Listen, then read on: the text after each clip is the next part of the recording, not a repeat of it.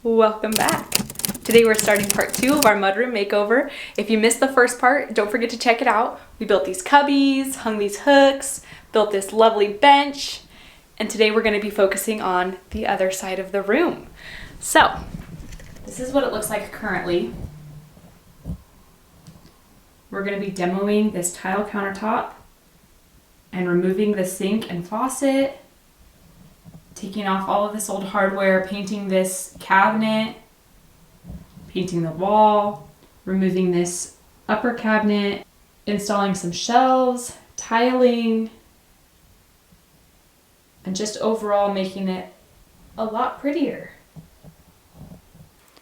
Diving right in, I'm starting out by clearing out all of the junk out of these cabinets so we have a clear work area.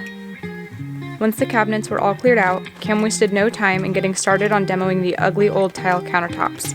He scored the edge of the tile backsplash and then broke off all of the front tiles to expose the plywood base. Then he smashed each of the tiles on the backsplash to break them up before popping them off. Our entire house had these tile countertops and backsplash, and we found that this was the best method to cause the least amount of damage to the drywall. Once the backsplash was removed, we moved on to breaking all of the tiles off the top of the plywood base as well.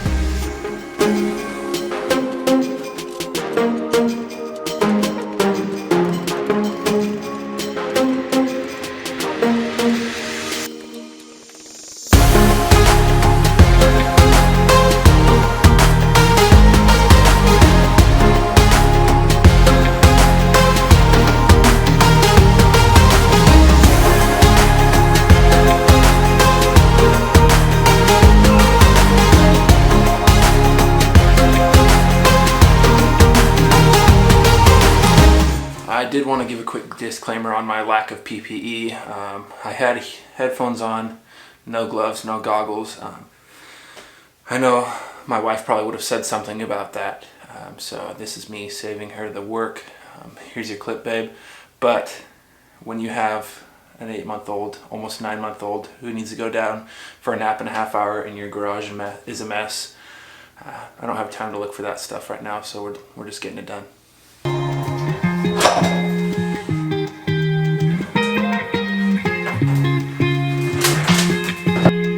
Once all of the tiles were removed, he popped the face frame off so that he could see where the plywood was attached to the cabinet.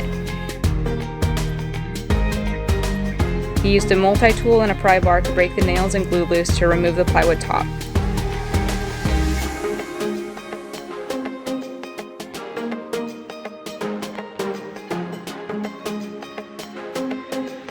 The glue was pretty strong in some places, so cutting the plywood chunks into pieces made it easier to break loose.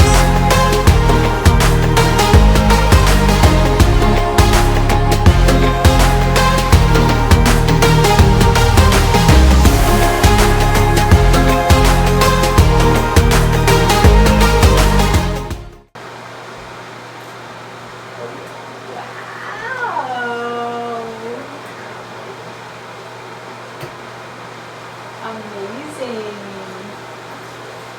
This is nice. You got the backsplash off. Yeah. Wow. My hair's a bit crazy because Renly was pulling on it when I was trying to put her down for a nap. But now that the counter is off, I'm gonna just take all of these doors off so that I can take them out to the garage and get them ready to be like sanded and primed and painted. So I'm gonna take the hinges off.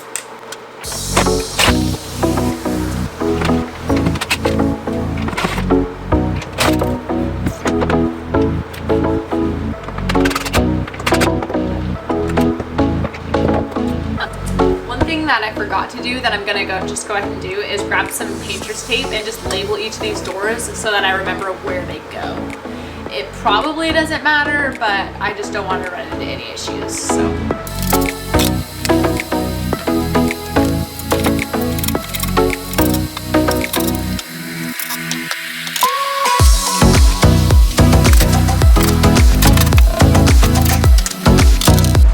Okay, I'm gonna sand the cabinet base down just enough to rough up the finish on it so that the primer sticks to it really well.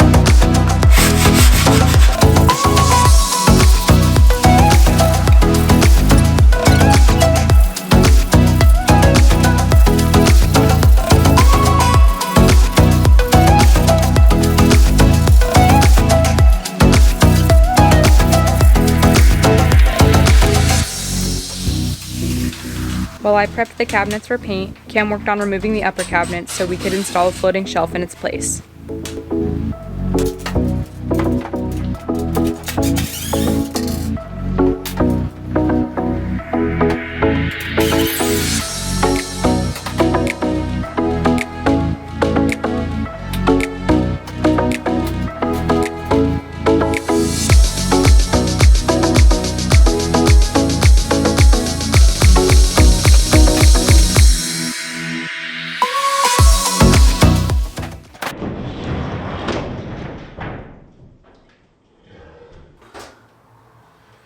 There it was.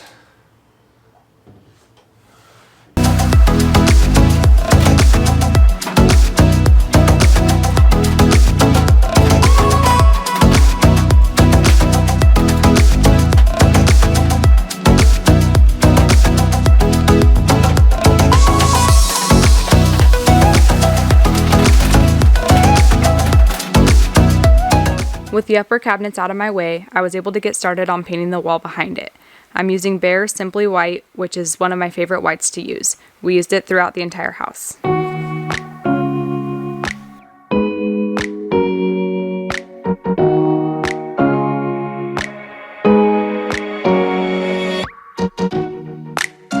Once a layer of paint was on the wall, I moved on to priming the trim. To do this, I'm using a bonding primer to avoid having to sand the entire thing. I did the same thing on the rest of the trim in the house and it has held up great so far. After I let that dry fully, I went back over with 2 coats of paint. For the trim, I used Behr Night Blooming Jasmine, which is a bit brighter white than what I use on the walls. Shifting back to the wall, I used some scrap wood to build this makeshift stamp for my budget-friendly accent wall.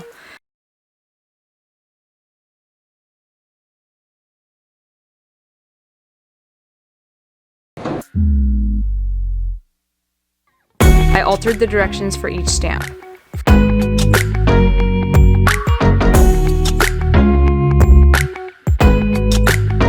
For the V designs, I folded a piece of cardboard in half and stamped each V facing away from each other, then followed up with the top of a screw to add a small circle in between each one.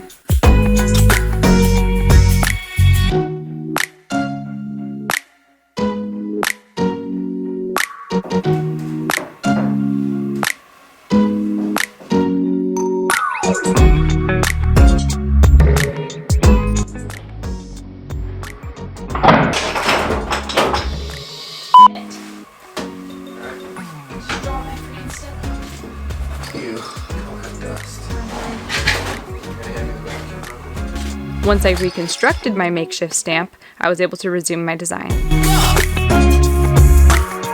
My original plan for this wall was to tile the entire thing, but after pricing it out and realizing it would be about $350 worth of tile, I opted to use a little paint to create this wallpaper-like pattern instead. I headed to Pinterest to figure out what kind of pattern I wanted to create, and I was really inspired by mudcloth designs, so I stamped out a few options on some cardboard and settled on this design, and I'm so happy with how it came together. It truly made the space so much cozier than tile would have, and it is so much cheaper.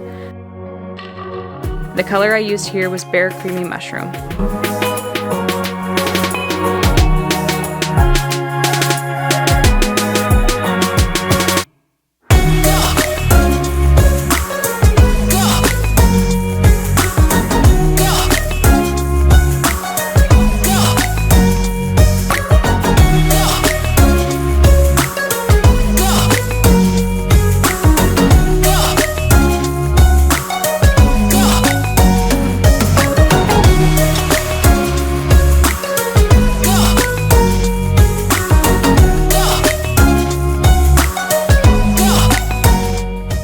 With my design completed, I moved on to staining the shelf cam built with a few 1x6s and pocket screws to go behind the washer and dryer.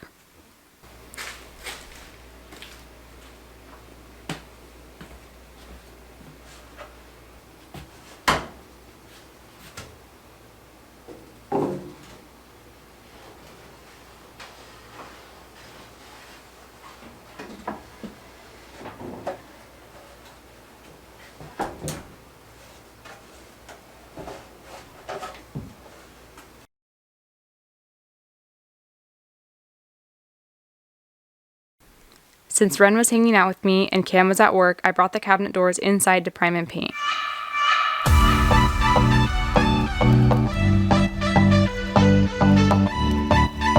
Once Cam was home from work, he got started on building the floating shelf. He used 1x2s to build the support frame.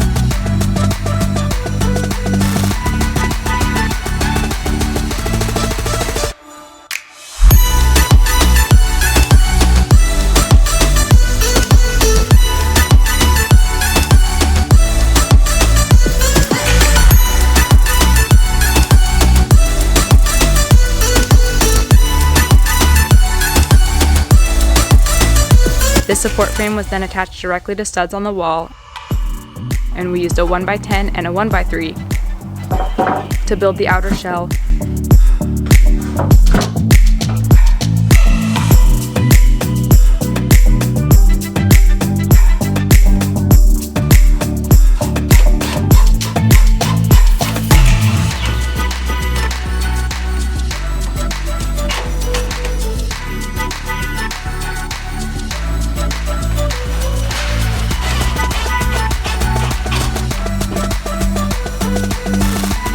And a 1/4-inch plywood scrap we had on hand underneath. It wasn't quite wide enough to cover the whole shelf, but unless you were looking directly underneath it, you can't even tell.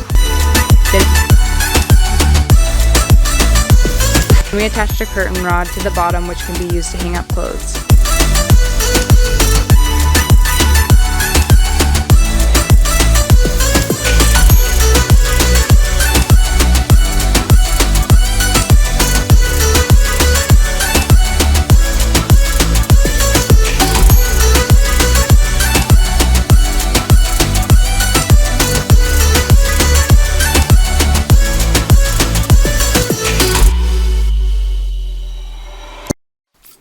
We opted to replace the counter with butcher block because it's cost effective and easy to install.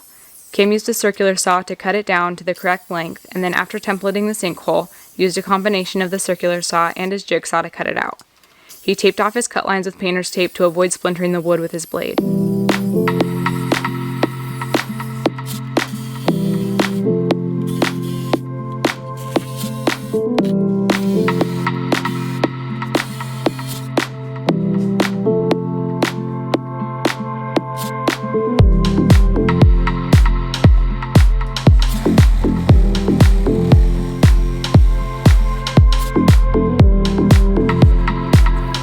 He added 2x4 supports here to give us something to attach the butcher block to.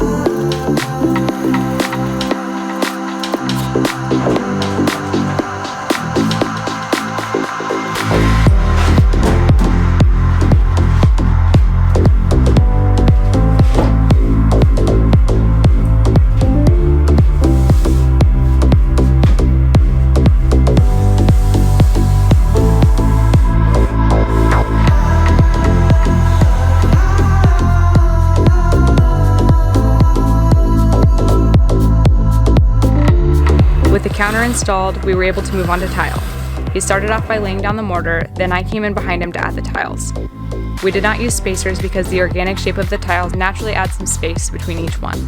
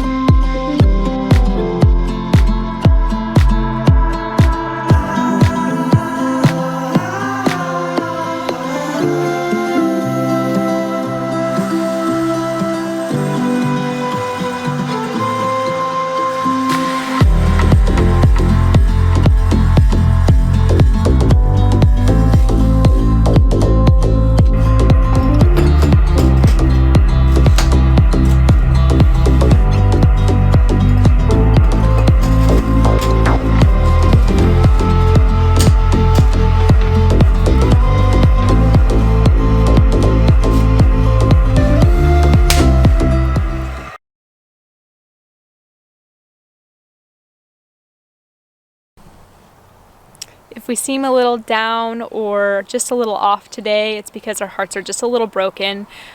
We had to take our other dog in this morning to get put down. We found out that she had congestive heart failure, and in the last 2 days she's just so rapidly declined. She was completely herself, and then she just started being a little lethargic, and then she started losing her breath, and it just got worse and worse from there. So we took her in this morning and found out it was really bad, and had to say goodbye. So we're just a little feeling a lot of emotions about that this morning, and just spending a little extra time as a family. So we're gonna take our other dog Chulo for a walk. You know, he was really close with her too. Obviously they'd snuggle all the time and keep each other company. So just give him a little bit of extra love today, and hold each other closer. So.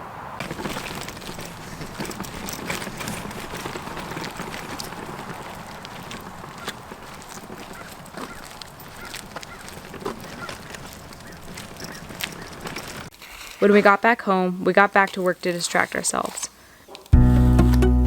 Kim went in and grouted the tile.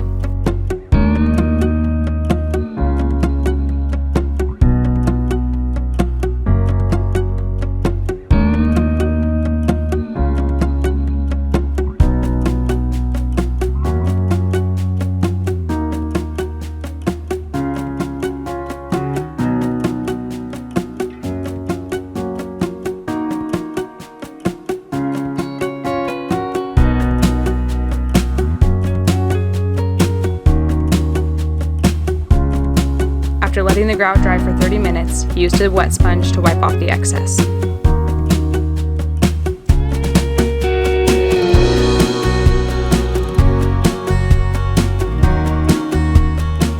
With the tile completed, we were able to move on to the finishing touches. We added the sink and faucet and moved on to decorating the space, and that is when it really all came together.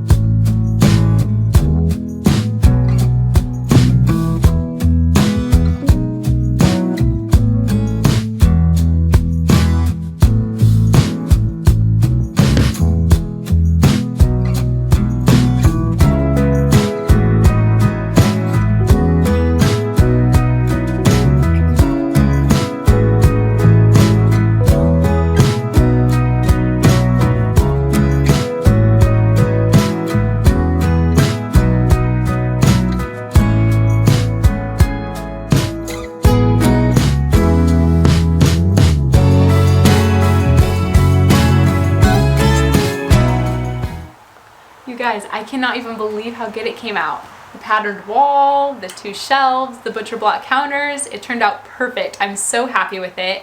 It is so much cuter in here. I just feel so much more inspired. I actually want to be in here and do the laundry. Such a great change. If you made it this far, thank you so much for watching. Don't forget to hit the like button and subscribe.